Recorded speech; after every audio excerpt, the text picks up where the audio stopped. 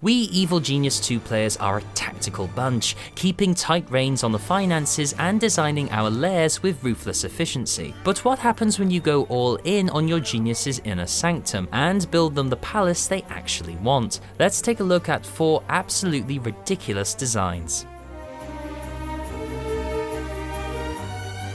Ah, the inner sanctum. If the control room is the beating heart of every lair, then the sanctum is surely the brains of the operation. And much like each of our evil geniuses, no two are the same. Today we are going full Kevin MacLeod as we build and decorate each of the evil geniuses' inner sanctum to perfectly suit their needs and taste. From using feng shui to play mind games to Marie Kondo'ing the meeting rooms, we cannot wait to see the look on Red Ivan's face when we reveal his new, rather busy evil lair. Before we go full extreme makeover, however, do consider hitting the subscribe button and the notification bell so you never miss another video from us.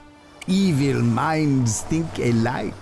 If you've never played an Evil Genius game, the one thing you need to know about Max is that he's taken childhood bullying and used it as rocket fuel for world domination. To say he has a bit of a chip on his shoulder as a result of being slighted in his younger days is a bit like pointing out that the sea's a bit wet. The man's got the drive and crushing will of a tech billionaire, and is not even pretending to enrich your life with a slab of silicon or a website for uploading food selfies. And I think that goes a long way towards explaining Max's inner sanctum, where the first thing you see, actually the first 4 things you see, are a giant letter M rendered in solid gold, where life-size busts, again made from solid gold, of Max himself bookend his meeting table, and where he greedily hoards stolen art even though it's actually intended as a lure for rogues. Max has positioned his throne overlooking some of his favourite ill-gotten loot, which he finds tends to keep him occupied between trips to the coffee machine and rides on the pig that we all agreed not to speak about. And yes, that is the Declaration of Independence, thanks for noticing. It's a bit of an odd layout though, isn't it?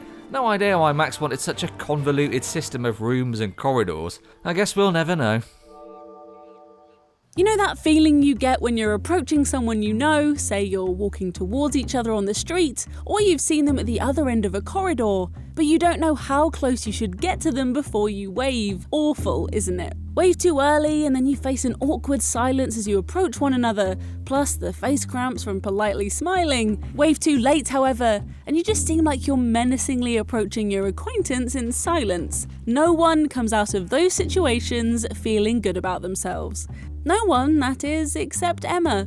She loves watching people squirm, struggling to keep a grasp on social etiquette. In fact, Emma's favourite colour is that violent shade of red your face will go as you realise the person you've waved at isn't even someone you know. So much so, in fact, that we've designed Emma's entire inner sanctum around this one faux pas. By placing Emma's desk at the end of a very long and narrow inner sanctum, any minion that deigns to enter will face an excruciatingly long walk, during which they'll begin to lose any momentum of confronting Emma on the poor sleeping conditions or undercooked canteen food, finally arriving at her desk as a shell of the minion that first walked through those heavy wooden doors. Somehow the walk back out of the inner sanctum as a husk of the person that once was feels even longer. We've also lined the walls with bookcases and candelabras, lovely aren't they? In Soviet Ivanua, this builds you. Red Ivan loves a scrap, let's face it. His solution to everything from invading agents to blocked plumbing is to lever the thing in question with loads of rockets. What we've plumped for under his instruction here is an armory built within the entrance to his grand inner sanctum. Not only does he have a load of muscle sitting around at the table, but he's also able to assemble a full military parade's worth of hench at the drop of a hat.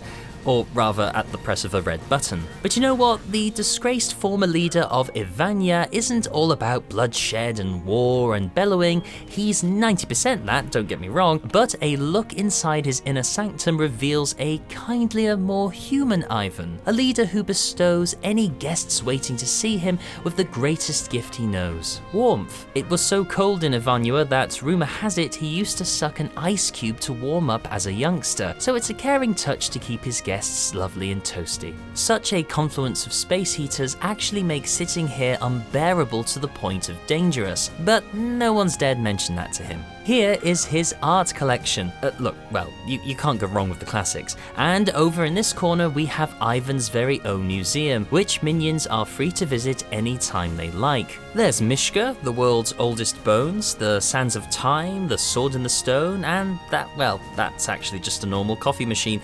It makes a great macchiato though. The most surprising touch of all is that Ivan set up the Lair's staff room within his own inner sanctum, which means it's always teeming with company. From up there on his throne, he gregariously watches minions watching him, watch them, watch TV.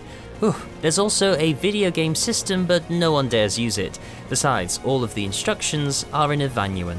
Now, will someone please get Red Ivan his coffee? You may not know this, but Zalika is actually incredibly intelligent. Oh, you did? What gave it away? Was it the outfit? The fact she can fix broken machinery in an instant? Or perhaps it was her, she told you. Yeah, she does tend to do that. In honour of Zalika's seldom mentioned genius, her inner sanctum is designed to make anyone who enters it feel intellectually inferior. Why are the walls lined with Newton's cradles? Bless you, if you have to ask. From the moment you step through Zalika's hypnotic and heavily reinforced doors, you'll be confronted with endless contraptions, each more intricate and complicated than the last. Even the plants in Zalika's inner sanctum are impossible to keep alive. Fingers crossed she doesn't go away and ask anyone to sanctum sit. The inspiration behind Zalika's new inner sanctum isn't just to intimidate even the brainiest of science minions, but also to keep Zalika's mind active. Being the genius that she is, Zalika isn't as easily mentally stimulated as you or I. Funny cat videos just don't pack the same punch when you've already predicted the exact trajectory of said feline based on wind resistance and body weight, and are well aware that there's no way that cat will make that jump. However, with endless screens, experiments, and Iris and the dodo to keep Zalika company, it might keep her from chastising her minions for, if we're lucky, about 5 minutes. So as we retreat into our own private inner sanctums, which mainly contain dairy milk wrappers, SNES cartridges and shame, the sun sets on another video. But we'll always be back with more, and you can make damn sure that you see them by subscribing to us and hitting the bell. Tell us any pro tips you figured out about sanctums down in the comments, leave us a like if you're moved to do so, and we'll catch you in the next one. I must take matters into my own hands.